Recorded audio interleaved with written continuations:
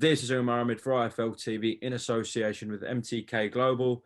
With me, as always, with his microphone on Zoom, the only person who does it, Gareth A. Davies. What a night of boxing last night, eh?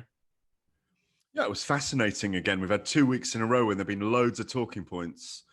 And I think it's been very interesting, and there's, Eddie's, even though Eddie Hearn promotes a lot of boxers at the moment, some of his stars and his, highly touted prospects, or certainly a star and a highly touted prospect have lost in the main event in the last 2 weeks. So, but Eddie steps over the loser and greets the winner, doesn't he? I'm just getting. It's what Don King always did. Of course, it's fame for doing it. But no, it was a good night all around. We're learning a lot about a lot of boxers at the moment, and that I think COVID's intensified the view on those people. It's put a spotlight on people. It's helped people. Like if you, for example, you take Richard Comey a couple of weeks ago or the week before, he's back and in the spotlight again, after being faded, after being beaten by Teofimo Lopez a year and a bit ago, and Lopez took all the spotlight. On last week, by the way, can I just say, I was very impressed with the way Josh Warrington spoke out last week. Sounded like he felt really battered and stuff, but he's got a really strong will and a really strong spirit, and I think he will bounce back. How wise it is fighting Lara again, I don't know, but Mauricio Lara, but And then last night, do you mean the whole card, yeah? So let's start with the main event, Gareth. Let's start with the main event. Well, I didn't know there was an order. I didn't know there was a brief here. Okay, the main event.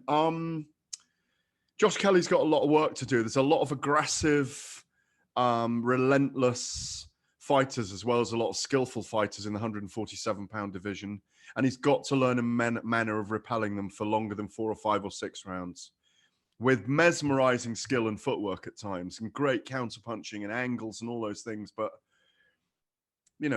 I might suggest, it might be me suggesting, go and we spoke about it a tiny bit earlier, bit of doghouse boxing against Puerto Ricans and Mexicans in American gyms. Not get the shit kicked out of you, or not go into wars for, weeks on end, but maybe just kind of sharpen the skills against the people who are going to be relentless for a longer period of time. Adam Booth is a smart cookie. He's been around a long time.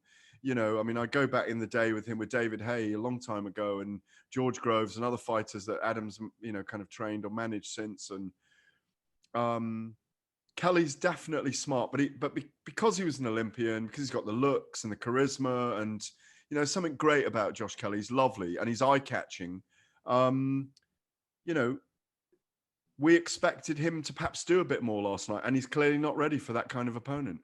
But you have to give David Avanesyan credit for the fact that he's very experienced already at 32, in a 12-year career, and in against an aged Shane Mosley, and losing to Lamont Peterson, but doing 12 rounds. Lamont Peterson's a very, very formidable, tough, physical boxer. I was there on the night that he beat Amir Khan by a round. I didn't think he did beat Amir Khan. I thought Khan nicked that fight. But, the man in the hat. Do you remember that? Were you about 4 at the time? When Peterson boxed Khan? No. You weren't even out of primary school, were you? Or whatever. I actually probably wasn't at primary school, no, but I was definitely older than before. But it was a funny night in Washington when Khan shouldn't have gone to fight Peterson in his hometown, in which he'd grown up on the back of Greyhound buses in a bus station, looking after his brother and his younger sister. And he's a very honorable man and a hero in Washington. So it was, Khan fought a close fight with him. So you can imagine why it was skewed a little bit. And the referee didn't do Khan any favors that night, and Khan held a little bit too much. And do you know what I mean? But Peterson, Shane Mosley, the 2 very good victories, I think in 2019 against Leheraga by Avanesyan. He's one of those guys that if you don't put him away, the only guy who put him away properly was Egis Kavaliauskas. He put it on him and he gave him as good as he got. And Avanesyan wasn't up to him that night. And that's what I feared would happen to Kelly in this fight, if I'm honest. I didn't think he'd win it. I said privately to a few people that I thought he might lose. Not that he wouldn't win it, but I thought he might lose. And he looked great for 4 rounds. Really good. I think, him complaining about the clash of heads in the 5th, that probably affected him in a big way. But Avanesyan took his opportunity. And he's, like Mauricio Lara last week is a great voluntary if he can get in the top 15 rankings for some of the some of the featherweight kings now, So, I think Avanesyan is going to be there and thereabouts in world's level if he's not quite elite level yet. But what he said, the most significant thing that he said afterwards, you were there, I think, was you lose in boxing sometimes and it's a fight and you've just got to pick yourself up and get on. And that's what Kelly's got to do. I don't know what he has to do. I think I'd like to see him punching heavier. I think I'd like to see him punching in combinations, not single flashy shots. But Booth knows all of this. Booth knows all of this. And he's a very good strategist. He's a brilliant studier of opponents. And so I think the conclusion you have to draw is that Josh Kelly wasn't ready for this level of challenge yet. I don't know how you feel about it. Well, clearly, because as you said, he looked really good for 2 or 3 rounds. But with someone bringing that kind of ferociousness, and what we've seen from Kelly before, where he's shown flashes, etc., but then kind of switched off.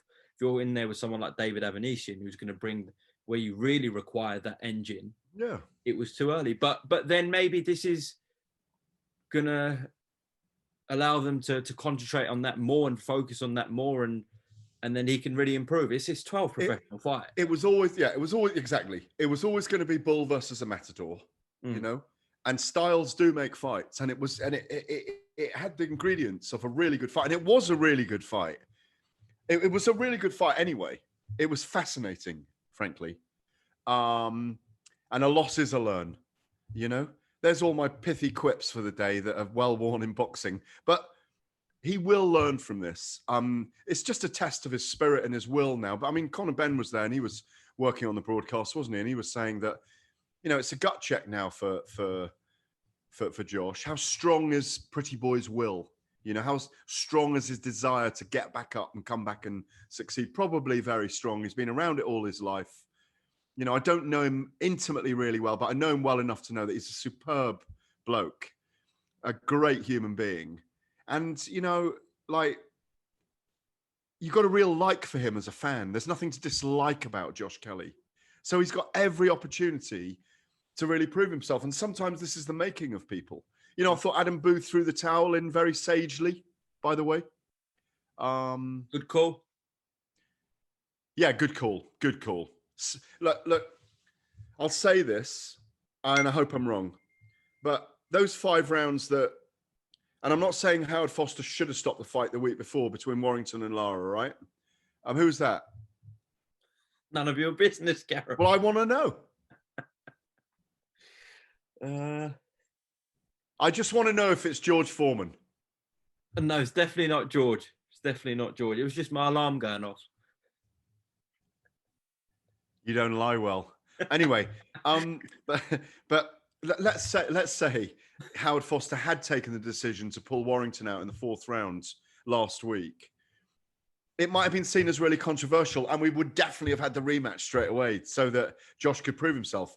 And it was a bit controversial stoppage, so it would have maybe been a bigger fight rather than him taking a lot of knocks for 15 minutes, which he may not recover from in the way that he wants to. He may do as well. So,